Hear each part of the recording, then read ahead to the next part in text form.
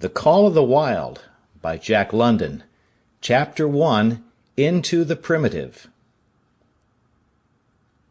Old longing's nomadic leap, chafing at custom's chain, again from its brumal sleep wakens the ferine strain. Buck did not read the newspapers, or he would have known that trouble was brewing, not alone for himself, but for every tidewater dog, strong of muscle, and with warm, long hair, from Puget Sound to San Diego. Because men, groping in the Arctic darkness, had found a yellow metal, and because steamship and transportation companies were booming the find, thousands of men were rushing into the Northland. These men wanted dogs, and the dogs they wanted were heavy dogs, with strong muscles by which to toil, and furry coats to protect them from the frost.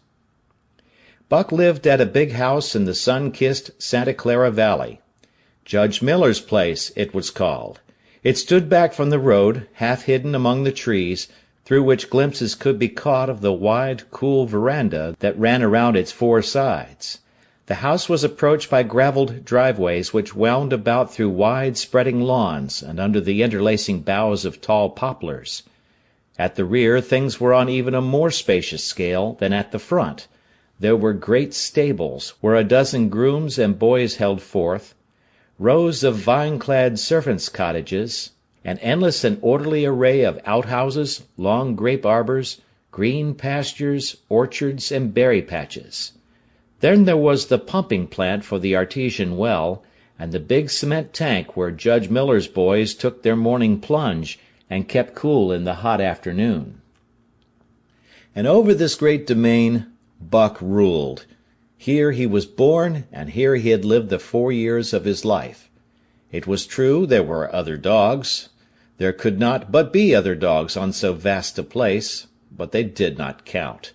They came and went, resided in the populous kennels, or lived obscurely in the recesses of the house after the fashion of Toots, the Japanese pug, or Isabel, the Mexican hairless. Strange creatures that rarely put nose out of doors or set foot to ground. On the other hand, there were the fox terriers, a score of them at least, who yelped fearful promises at Toots and Isabel, looking out of the windows at them, and protected by a legion of housemaids armed with brooms and mops. But Buck was neither house dog nor kennel dog. The whole realm was his. He plunged into the swimming tank or went hunting with the judge's sons. He escorted Molly and Alice, the judge's daughters, on long twilight or early morning rambles. On wintry nights he lay at the judge's feet before the roaring library fire.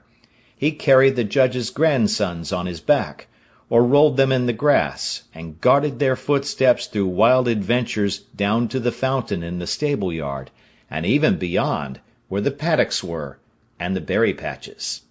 Among the terriers he stalked imperiously, and Toots and Isabel he utterly ignored, for he was king. King over all creeping, crawling, flying things of Judge Miller's place, humans included. His father, Elmo, a huge St. Bernard, had been the judge's inseparable companion, and Buck bid fair to follow in the way of his father. He was not so large. He weighed only 140 pounds, for his mother, Shep, had been a Scotch Shepherd dog. Nevertheless, 140 pounds, to which was added the dignity that comes of good living and universal respect, enabled him to carry himself in right royal fashion. During the 4 years since his puppyhood he had lived the life of a sated aristocrat. He had a fine pride in himself, was even a trifle egotistical, as country gentlemen sometimes become because of their insular situation. But he had saved himself by not becoming a mere pampered house-dog.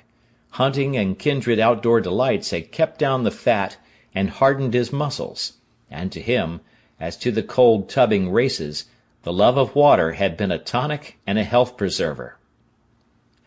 And this was the manner of dog Buck was in the fall of 8.